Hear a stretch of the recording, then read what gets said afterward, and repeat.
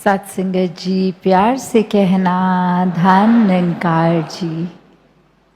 महाराष्ट्र समागम के ये आखिरी रोज़, जहाँ पिछले 3 दिनों से ये भक्तिमय भाव हर संत ने, हर उम्र ने ये समझाते हुए जो युगों युगों से संदेश रहा, मानवता को एक वाक्य ही ज़रूरत हर युग में जो रही, ये प्यार की, सत्कार की, करुणा की, दया की, एक सच्चाई की जो हर समय की सच्चाई है, जो परिवर्तित नहीं होती, ये परमात्मा, ये निराकार का जीवन में होना। और आज भी ये सच्चाई हर कोई अपने संग रख रहा है। तो जैसे इस जगह का भी नाम है सांगली, तो हमने ये सच्चाई सांग ली कि ये संग रख ली।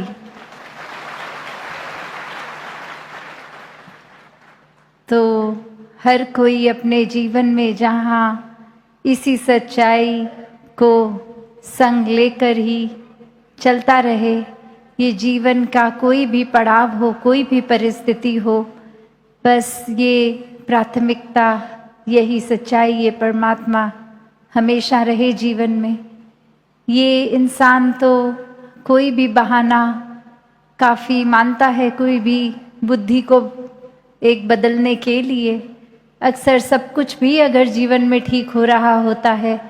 तो बस कोई चीज़ नहीं मिल रही तो खुद ब खुद एक कोई चीज़ बना दी और फिर अपने मूड को, एक मन को, एक सोच को खराब कर लिया। तो अक्सर ऐसा भी होता है कि सब कुछ अगर ठीक है भी, तो भी बहाने इंसान ही ढूंढता है चीज़ों को खराब करने का, क्योंकि ये आराम भी इंसान ने ढूंढ लिया है कि अगर सब कुछ ठीक होगा तो फिर ये मन को इतनी आदत लग गई है बुराई करने की, तो फिर ये आदत से मजबूर ठीक चीज़ में भी नुक्स निकालेगा। जैसे उदाहरण कितनी बार हम सुनते आए हैं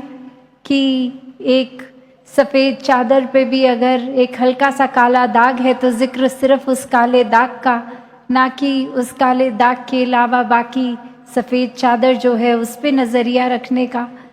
तो ये इंसान ने जहाँ एक रुचि अपनी नेगेटिविटी की ओर ही बना रखी है, तो फिर एक बात जहाँ बाकी सब अगर जो संतमति के होते हैं, जो निराकार के एहसास में रहते हैं, वो अपने जीवन की सच्चाई तो इस तरह मानते हैं कि अगर एक अंधकार से भरी जगह है तो भी थोड़ी सी भी अगर दूर कहीं रोशनी है तो भी वो काफ़ी है। और यहाँ जगमगाते कमरे में इंसान ने अगर एक छोटा सा कोना खुद ही चाहे बना लिया हो, कोई ऐसा जिसमें रोशनी नहीं पड़ रही, तो उसी को आधार बना लेगा कि कितना अंधेरा है। तो ये नज़रिए की बात। एक छोटी सी कहानी भी इसी तरह कि 2 दोस्त एक देख रहे हैं, एक बहुत ही तूफान का समय है, हवा तेज़ चल रही है, तो एक झंडा और वो जैसे एक खम्बे के ऊपर कपड़ा बंधा हुआ वो झंडा,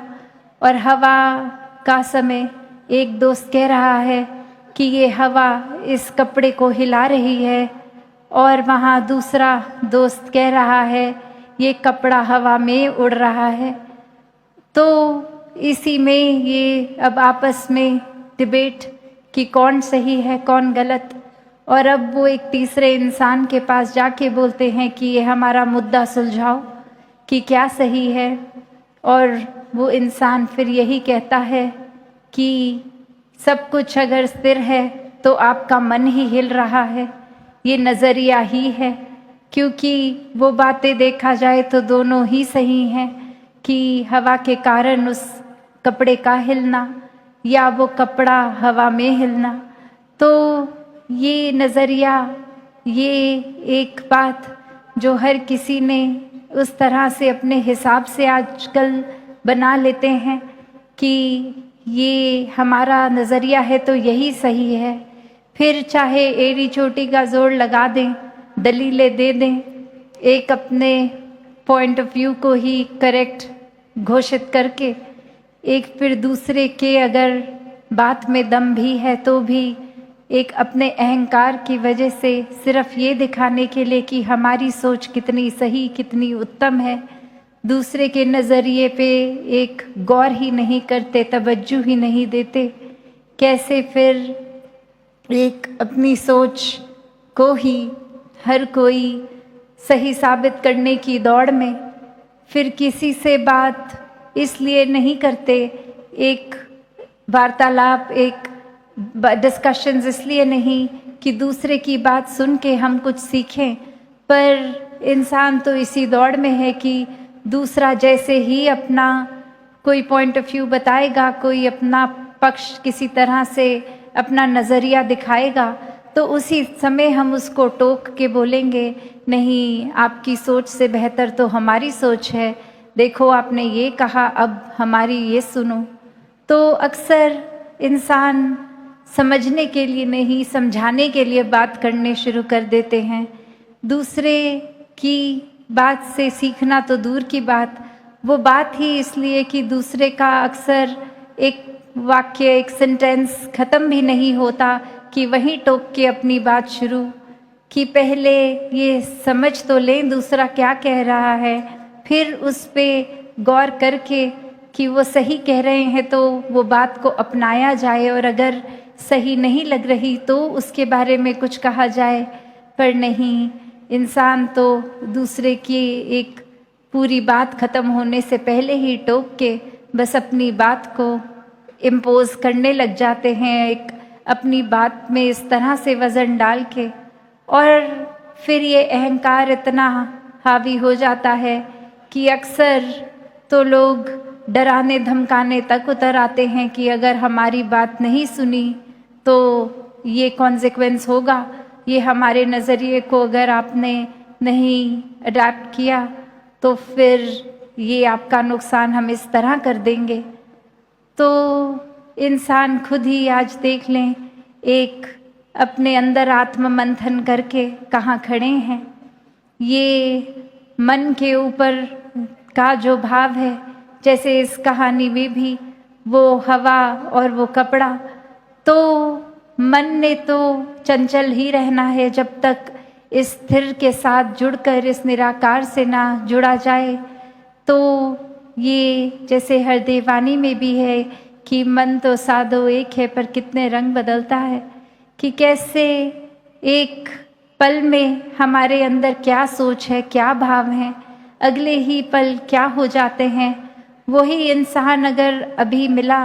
और उसके प्रति हम एक अच्छे भाव रख रहे हैं और 2-4 मिनट कोई बात हुई, उसने कोई ऐसी बात बोल दी जो हमें नहीं ठीक लग रहा, बस मन उसके प्रति उसी पल पलट गया। जहाँ 2 पल इतना प्यार, इतनी खुशी मिल रही थी किसी को मिलने से, वहीं 2 मिनट में बस उससे इस तरह रूठ के चले गए कि बहुत गुस्सा भी उस पे आ गया। तो भाव वही कि जैसे कल भी सत्संग में एक जिक्र हुआ कि मन का ये बंदर जैसा रूप, ये उछल कूद, एक जगह टिक कर नहीं रहना, और ये स्थिर का जब साथ मन का हो जाता है तो फिर मनमत नहीं, ये संतमति, ये गुरमत से काम आता है। और फिर इस सच के साथ जुड़कर हर समय का सच ये साथ लेकर, ये ब्रह्म ज्ञान द्वारा निराकार के साथ फिर ये जीवन एक हर पल का भक्ति में डूबकर, प्यार में डूबकर जिया जाता है। फिर दूसरों का बुरा नहीं, दूसरों के भले के लिए दिन रात एक इकट्ठा, एक सोच ये नहीं आती कि हमारा भला कैसे हो, बस परोपकार के लिए ही जीवन लग जाता है कि हम किस तरह कंट्रीब्यूट करें, ये योगदान दें कि दूसरों का जीवन हम किस तरह आसान कर पाएं, हम किस तरह जो अभी भी इस सच्चाई से दूर है, जिनके जीवन में परमात्मा नहीं है, किस तरह उनके भी जीवन में ये अंधकार से उजाले तक का सफ़र कराने में ये योगदान दे पाएं। कैसे ये आत्माएं भी जो इतने युगों से तड़पती अपने असली रूप को जान के जीते जी ही मुक्त होकर और जीवन खत्म होने के बाद भी मुक्ति के हकदार बन पाए। तो जहाँ संतों ने भी हमेशा यही समझाया कि ये परमात्मा के चाहे कोई भी नाम लें, किस तरह से भी आस्था रखें, पर ये सच्चाई एक ही है और इसी एक सच्चाई से जुड़ने का तरीका सबसे आसान, पहले इसको जान लें, देख लें, फिर स्वयं ही ये परिचय होने के बाद इस सच्चाई से, इस परमात्मा से प्रेम हो जाता है और फिर यही प्रेम हमारे जीवन के हर पल में बस जाता है। सिर्फ और सिर्फ हम भी आगे हर किसी को ये प्रेम ही देते हैं। तो इसी तरह अपने जीवन में जहाँ हर कोई प्रेम बांटता चलता रहे, उसके लिए एक जो क्राइटेरिया यही कि पहले स्वयं प्रेम बनना होगा, फिर ही प्रेम आगे बांट पाएंगे। वरना तो एक उस तरह की बात हो जाएगी कि थोड़ी देर के लिए कोई बनावटी रूप हो गया, वो किसी 2-4 लोगों के आगे उस तरह का कर दिया और ये सब ने तारीफ भी कर दी, सब ने अपने हिसाब से सोच लिया ये इंसान ऐसा है, और अगले ही पल बस ये एक एक्ट था, ख़त्म। अब अपने जीवन में फिर से नफ़रत का एक सहारा ले लिया, गुस्सा धारण कर लिया। तो फिर ये प्रेम तो सिर्फ दिखावट का, पर संतों के जीवन में दिखावट, छल कपट ऐसा कुछ भी नहीं होता। एक बहुत ही सरल जीवन, सहज जीवन, इस परमात्मा के रंग में रंगा हुआ जीवन, जो हर एक की भलाई, हर एक की अच्छाई के लिए ही पल पल जिया जाता है। और ऐसा ही जीवन सभी संत आज भी जी रहे हैं। एक अपने सुधार के लिए ये जो आत्ममंथन की भी बात आती है कि आत्ममंथन करते हुए हर पल खुद को ही तराजू में रखते हैं संत कि कहीं हम तो गलत नहीं जा रहे, दूसरे की नहीं देखना जीवन उस तरह की वो सही कुछ कर रहे हैं कि नहीं, पर क्या हम कर रहे हैं सही या नहीं कर रहे। तो संतों को एक वो भी झिझक नहीं होती कि यहाँ ईगो नहीं हर्ट होती, पता है गलती हुई तो अब संवारेंगे भी, वो जिम्मेवारी लेना, वो चेतनता। तो हर कोई अपने जीवन में भक्ति से युक्त होते रहे,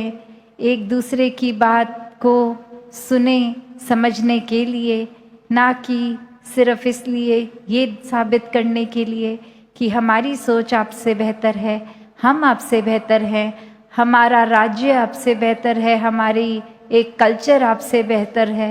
हमारा एक रहन सहन का तरीका, खाने पीने का आपसे बेहतर है, हमारा रंग आपसे बेहतर है,